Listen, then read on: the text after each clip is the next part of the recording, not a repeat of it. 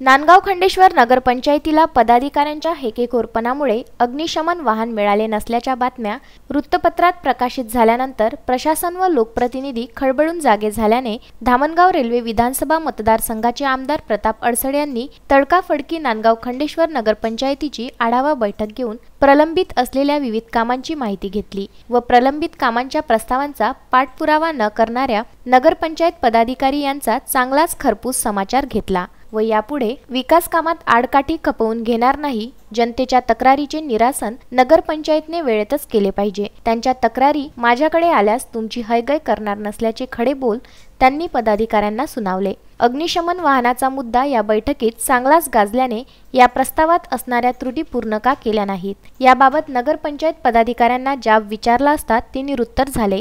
त्यावेळी या सर्व त्रुट्या पूर्ण करून परिपूर्ण प्रस्ताव जिल्हाधिकारी यांच्याकडे त्वरित सादर करावा यासाठी मी त्यांचा स्वतः पाठपुरावा करणार असल्याचे आमदार प्रताप अडसड म्हणाले। यावेळी नगरपंचायतमध्ये प्रलंबित असलेल्या अनेक विकास कामांचा आढावा घेण्यात आला।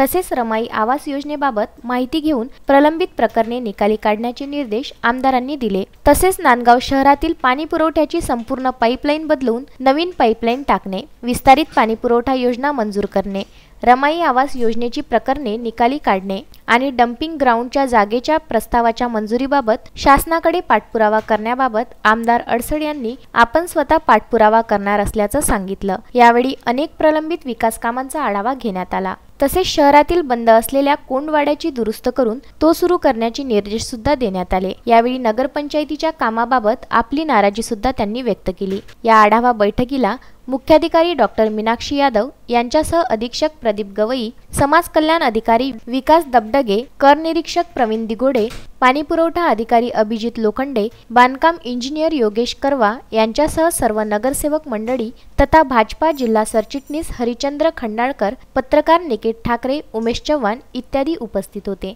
उत्तम ब्राह्मणवाडे व उमेश चव्हाण, विदर्भ न्यूज, नांदगाव खंडेश्वर।